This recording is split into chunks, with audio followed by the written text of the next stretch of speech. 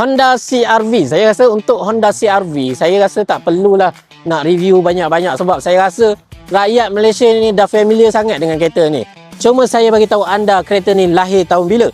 Ini adalah Honda CR-V tahun 2022 bernadikan enjin 2.0 two wheel Yang ni two wheel bukan four wheel lah. Kalau two wheel ni okey lah.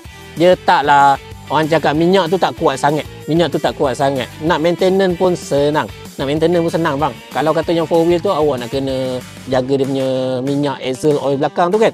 Kalau two wheel ni jaga minyak gearbox, minyak enjin, auto oil, kemudian minyak brake, benda-benda yang biasa je, benda-benda yang basic Yang ni dalaman dia pakai full leather seat, dia ada multi function steering, yang ni ada auto cruise. Dalaman dah cantik dah bang. Hari tu kita ada beberapa unit, ada orang datang beli cash pun ada kereta ni. Power kan. Rakyat Malaysia ni sebenarnya mempunyai kuasa beli yang sangat-sangat padu, yang sangat-sangat power sebenarnya.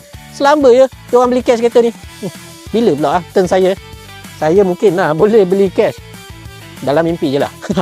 Okey, so kalau berminat macam biasa lah, Roger kita, jangan tunggu lama-lama. Kita dekat JB Auto World ni kalau korang tunggu habis lah melepas. Berminat Roger kita, bye bye. Assalamualaikum.